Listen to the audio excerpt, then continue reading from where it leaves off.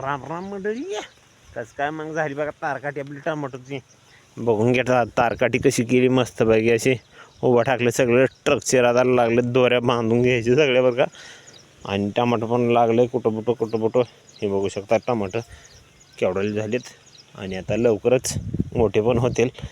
तर मित्रांनो, तुमच्याकडं पाऊस आहे का ना सांगा. आमच्याकडं तर पाऊस नाही बघा, त्याच्यामुळे आपलं लक्ष थोडंसं खेचीत घातलं टोमॅटोमध्ये. म्हणलं ह्यानंतरी थोडंफार आपलं बरं केलं तर केलं कारण यंदा पाऊस नाही, त्याच्यामुळं सगळ्याच मालाली ना भाव राहणार येतं.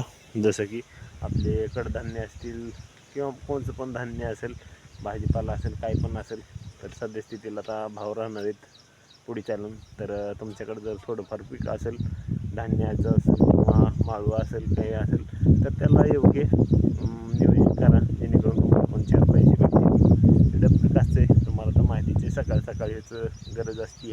मी सांगत नाही, आता तुम्हाला समजलंच असेल. आणि ही तारकाठी आपली झाली 2 दिवसामध्ये.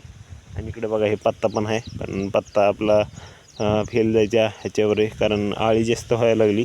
तरी पण वातावरण स्वच्छ आहे. तर आता लागलीच बांधून घ्यावं लागेल टोमॅटो, कारण टोमॅटो बांधा उशीर झाल्यानंतर काय होतं, पुन्हा टोमॅटो गळतात, खाली पडतात पण, आणि त्याच्यामुळं पण नुकसान होते. त्याच्यामुळं आपलं आधीच आपलं नियोजन लावून घेतलं आहे. महिनाभर झालं आपल्या टोमॅटोला, फक्त महिना त्यात थोडं मोरी झालं असेल 1-2 दिवस. पण टोमॅटो मस्तपैकी आहे, फुटवा बी आहे जरा बऱ्यापैकीच. तर आता खाली पडतं आहे, मग त्याच्यामुळं आपलं दोरून घ्यायचं. एक दोरी लावून तुमच्याकडे बी असलं तर तुम्ही पण दोऱ्या लावून घ्या, जेणेकरून तुमचं पण नुकसान होणार नाही.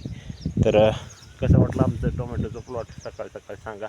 आणि शेवटी रामकृष्ण हरी.